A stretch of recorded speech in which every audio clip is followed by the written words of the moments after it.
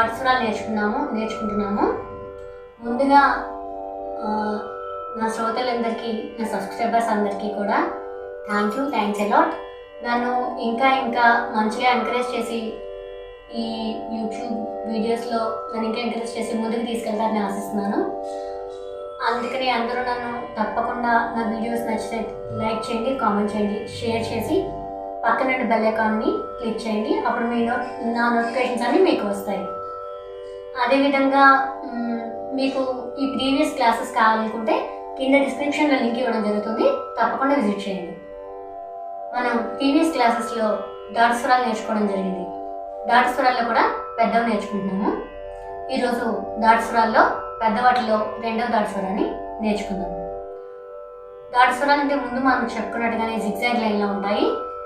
ఇవి ఈరోజు చెప్పేది ఏంటంటే ఒక రకంగా ప్రాక్టీస్కైనా పాఠంగా నేర్చుకోవడానికైనా అది షడ్జమంతో మిగిలిన స్వరాల్ని ఏ విధంగా సమన్వయం చేసి పాడాలి అనేది, స్వరస్థానాలు నిలుపుదలకి ఏ విధంగా ఉపయోగపడుతుంది అనేది మనం ఈ వీడియోలో తెలుసుకుందామండి. ముందుగా శృతి సా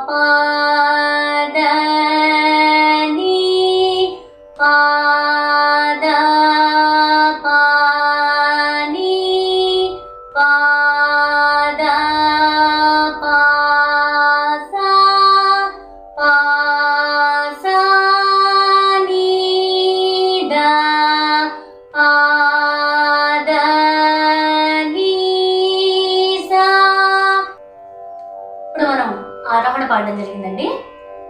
ఇప్పుడు అవరోహణ ఏ విధంగా పాడాలని నేర్చుకున్నాము. సా ని సా ద సా ని సా ప సా ప ద ని సా ని ద ప ని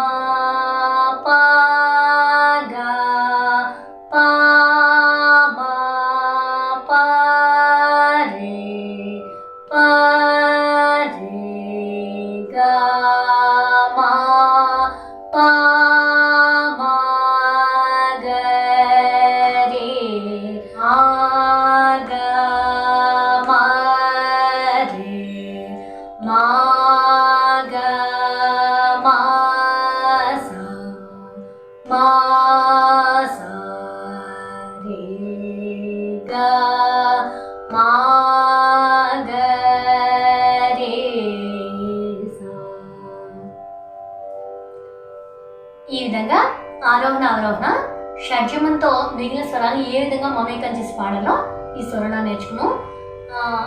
దట్టు ఇది డాట్ స్వరం. సో అంచేత కీప్ ప్రాక్టీస్, అందరూ బాగా ప్రాక్టీస్ చేయండి. మీకు ప్రీవియస్ క్లాసెస్ కావాలంటే పక్కనే ఉన్న డిస్క్రిప్షన్లో లింక్లో ఇస్తాను, నేను తప్పకుండా విజిట్ చేయండి. అదేవిధంగా నా వీడియో కనుక మీకు నచ్చినట్టయితే తప్పకుండా లైక్ చేయండి, కామెంట్ చేయండి, షేర్ చేయండి. అలాగే పక్కనున్న బెల్ ఐకాన్ని నొక్కితే నా నోటిఫికేషన్ మీకు వస్తాయి.